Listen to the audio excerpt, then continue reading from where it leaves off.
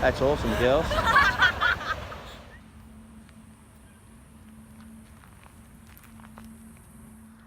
Hey guys, Treasure Hunters had a call from Pre. She lives in Sydney and she was here on the weekend. She's lost her engagement ring. She's devastated. So we've had the call.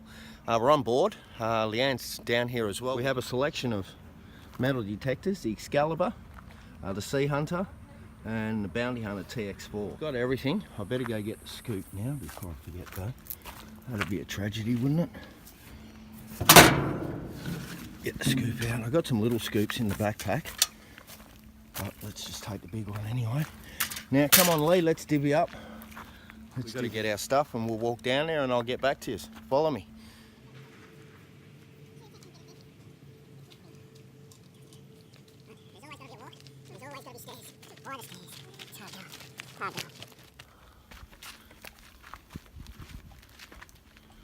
Well, Pre said it was only about a 10-minute walk and it's getting to about 10 minutes now.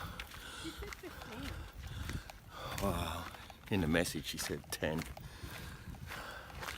But anyway, we're at National Buddha Park here on the Central Coast, going to look for an engagement ring, and it's a bit of a trek out to the beach, Maitland Bay. It's a beautiful bay once we get there, and oh, well, just keep coming with me. And if you're wondering about the beard and the woolly look, well, just for a bit of fact checking, my great uncle was Steve Hart, that was Ned Kelly's best mate. So there you go. I'm in the history books. Well, my great uncle was anyway. So Steve Hart rode with Ned Kelly, my great uncle. On you, Steve. Awesome.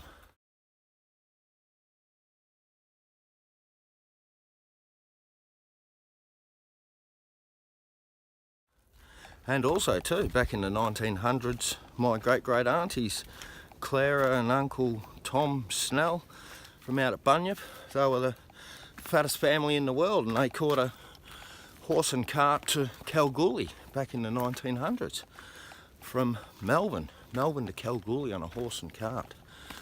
Awesome. The Snell family, my great auntie.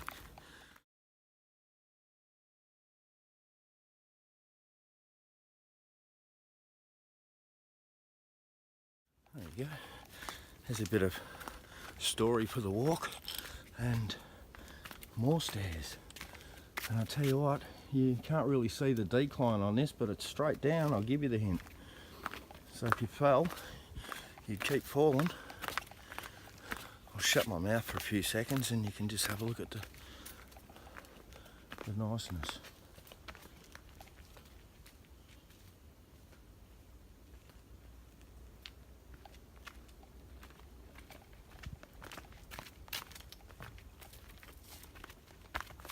Lee's got the day off and I'm doing night shift, so we're off for a little family walk without the kids. That never happens.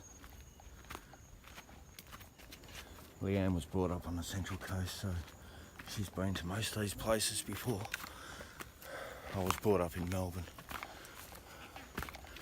And we got together in Western Australia, Perth. And there's a big cyclone happening there at the moment, which is brewing itself out there.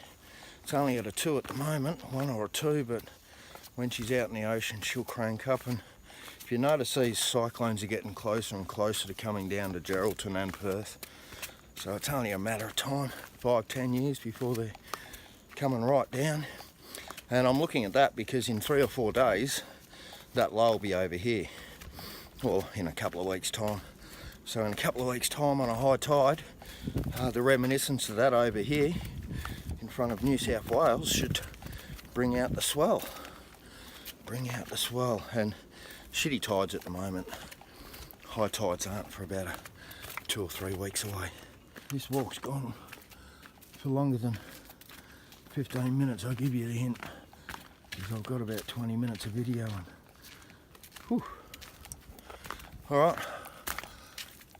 The beach is miles away, man. I can see it over in the distance there. I can just barely hear the waves, but there's another good 20 minutes at least. So I'm going to shut this camera down and I'll get back to you when we get to the beach, all right? Hang with me, guys. I need a can of Coke. Maitland Bay. So that's the way we're going. Let's keep walking. Come on, guys, follow me. Can't be that much longer.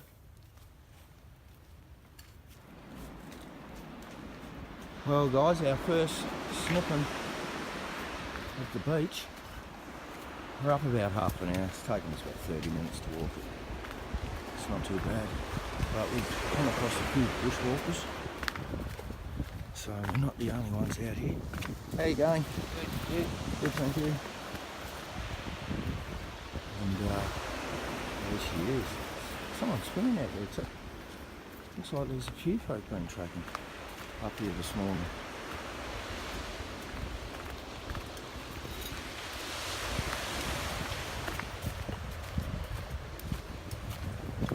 How you going? Good, thank you.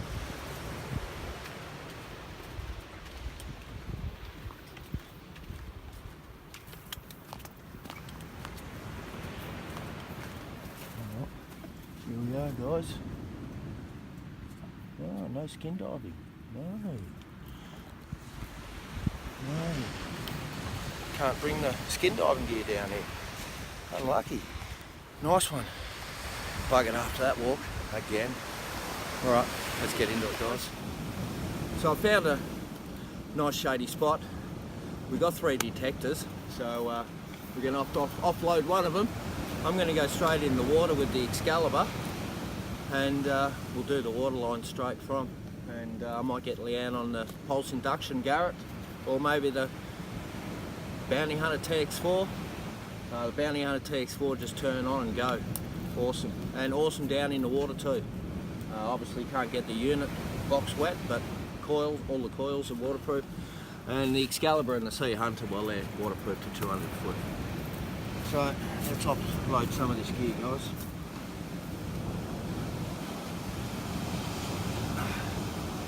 You want a drink, Lee?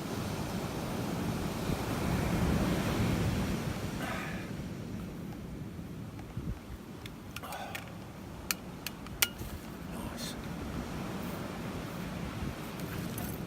Go. Now another handy hint here, I always pull it out of the connection there.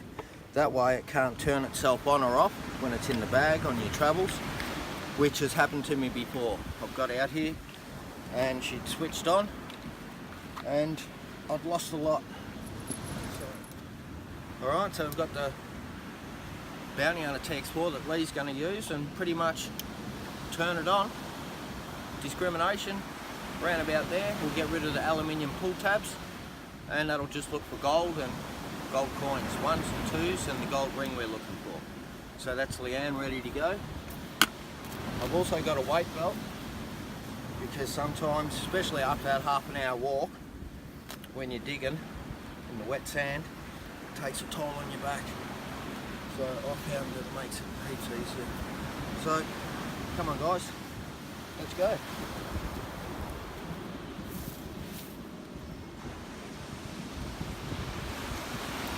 Now I won't have any discrimination on this at all until I find something, and if I start finding too many pull tabs, I'll discriminate up a bit. I'll leave the songs here. Wait a minute there.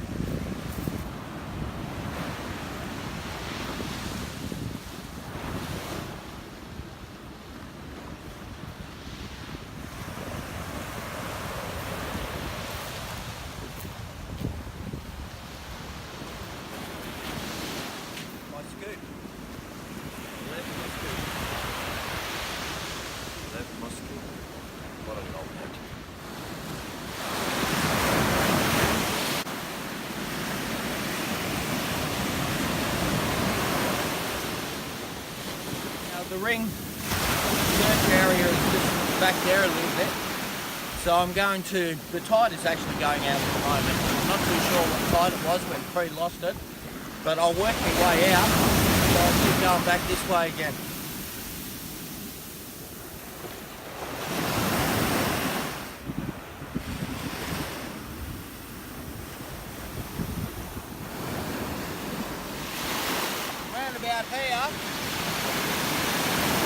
About here, it drops off to about, I don't know, 4 or 5 foot deep.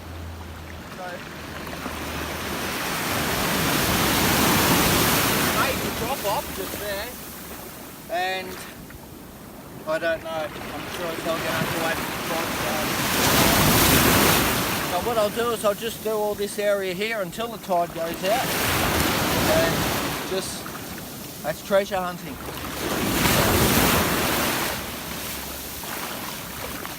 Hey guys, well I've been out there in the thick of it. Lee's gone home. There's a bit of a drop off there. I've been in the drop off, and that's as far as the ring would go, and she's not on the drop off, and all the weeds turned up. I'm getting rid of the Excalibur, and I'm going to go for the Sea Hunter now, and I'm going to go pulse induction. Now with the Excalibur for the last 2 hours I haven't found anything out there, so I'm going to go pulse induction now, and pulse induction, if there's one hairpin out there, she'll find it. Oh, bang, she's off. Alright guys, come with me, and I'll show you where we're at. I'll show you where we're at. Come for a walk guys. Got the Sea Hunter, pulse induction. It's beautiful.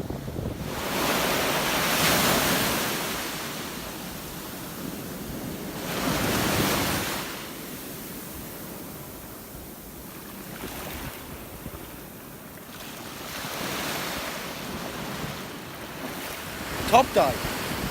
Top day. Top day for finding someone's ring.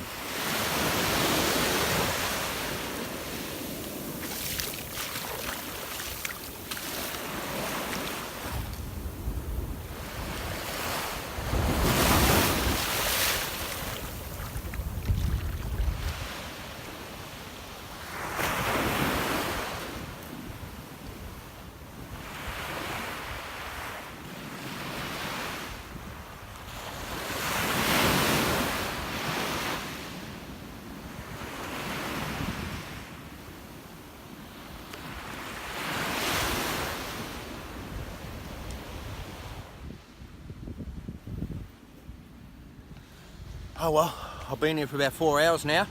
Couldn't find this ring. I've been everywhere. It must be out there. The beach, the tides last night must have dragged it out a fair bit. Yeah, sometimes you just can't find it. So now, Lee's gone already. I've got all this gear here, and I've got to lug all this gear half an hour back to the car, up that track. So I wasn't really thinking there, was I? She asked me if she could take something with her, and I said no, I'll take it. And now I've been left with 3 detectors, a scoop, a backpack and everything, and a half an hour track up the hill. Idiot. Oh well, better do it. I've got to do night shift tonight, so I've got to leg it home, have a coffee. Alright guys, no win today, but keep following, and we'll have a win another day. See ya.